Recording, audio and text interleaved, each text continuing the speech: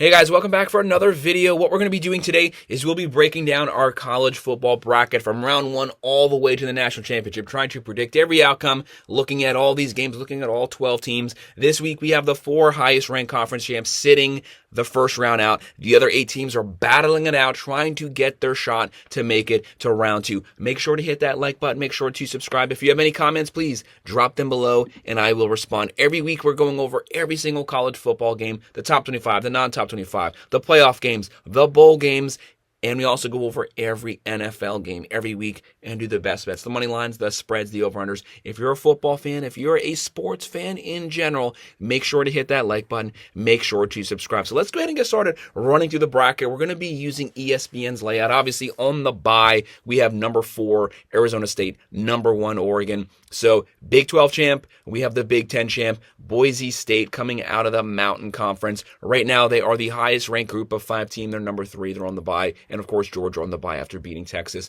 and winning the SEC. The very first matchup, we have our college football prediction video that just came out this morning. We went over all these round 1 games and broke them down, a in-depth breakdown of the matchup. So you can go watch that if you want to see that. But we also have a matchup for every single game, a predictor for every single game. First round, we're going to go with Texas beating Clemson. Clemson, don't sleep on Clemson. Very talented on the offense, very talented on the big play. One of the top 15 teams in big play yardage. But Texas, that defense is number 3 in the nation right now. They get after it. Yes, they have no top 25 wins, but they still have a defense that gives up half the amount of points that Clemson's defense does. They just don't have the Clemson defense they had for the last decade, but still much better on offense this year.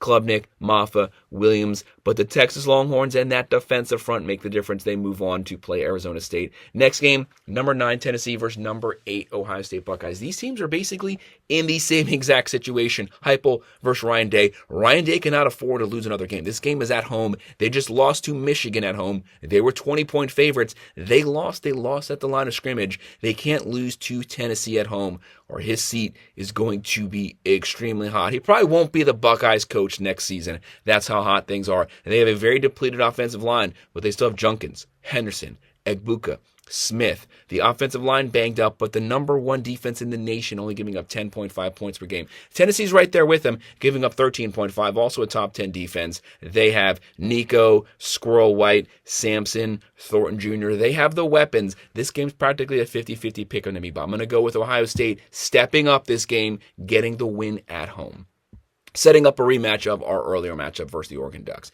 Then SMU versus Penn State. SMU, Jennings and company. They can run it. They have a solid defense. They have an offense. They have a quarterback who can extend plays with his legs. But that Penn State defense is just nasty. They are top 10, giving up 16.5 points a game. They get after top 10 in quarterback sacks, tackles for a loss, pressure. They're going to try to hit Jennings. They're going to try to hit him often. Quite possibly the best 1-2 running back punch in the nation. Allen, Singleton. They're going to keep those guys fresh, ground and pound for 4 quarters. They're going to try to wear you out at the line of scrimmage. And then, of course, you have Tyler Warren. He's an X factor. No one can guard him. You just try to have to limit his possessions. We have Penn State pulling off the win there. And then number 10, Indiana versus number 7, Notre Dame. Don't underestimate Indiana and Signetti's team. Very talented team. Rourke having a great season. Ellison, Surratt, multiple weapons. They're only giving up 70.2 yards on the ground per game. It's strength on strength here. Indiana, their run-stopping defensive front versus Notre Dame and their depth on the defensive side. Riley Leonard, he's not a great passer, but he can throw it. He can work the play action well. Expect a steady dose of love on the ground over 4 quarters. That defense wearing you out, getting tackles for a loss, getting good field position. We have Notre Dame winning that one. And then moving on to our round 2, number 5 Texas versus Arizona State. Do not underestimate Arizona State and Scadaboo, what he can do at the running back position. They have great play out of their quarterback as well. They're banged up at the wide receiver core. They have an average defense. I could see Arizona State upsetting Texas because Texas, they have no ranked wins. Yes, they will have beaten Clemson to get to this point. That would be their only ranked win out of 3 opportunities, losing to the Georgia Bulldogs twice. So I could see a potential upset there. The SEC would be very pissed off if they lost to a Big 12 team. But Scadaboo can get after it, ground and pound 4 quarters. That guy can carry this team on his back into the next round.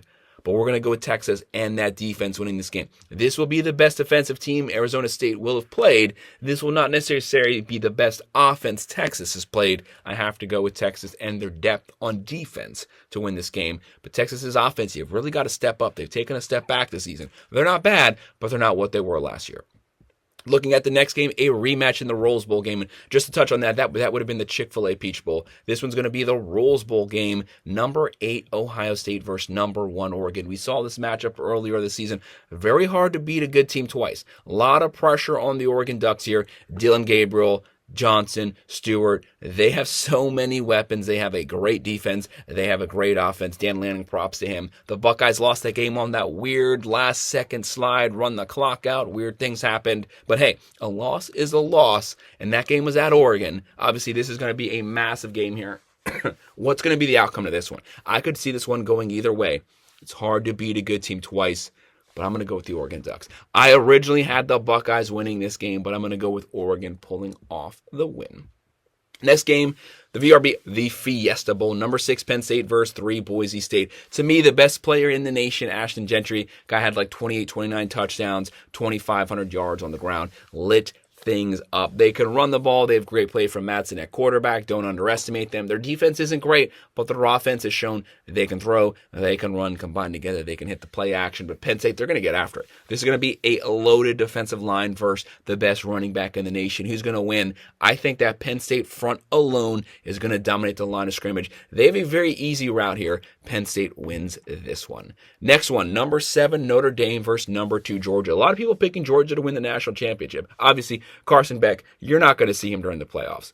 That's going to change things, but we don't have a lot of info outside of that Texas game on their quarterback situation. Georgia struggled to get the run game going. They got Etienne back that game, but struggling on the ground, only running for 121 yards per game. When they're used to being, I'd say, around 160 to 180, that can make a difference. Very quarterback-heavy reliant this season. Not the best play out of Carson Beck, but still, that defense giving up 21 points a game. It's not the Georgia defense of old, but still, you don't want to play this team. You know they're talented. You know they have a great coaching staff. When it comes time to win, they win the big game.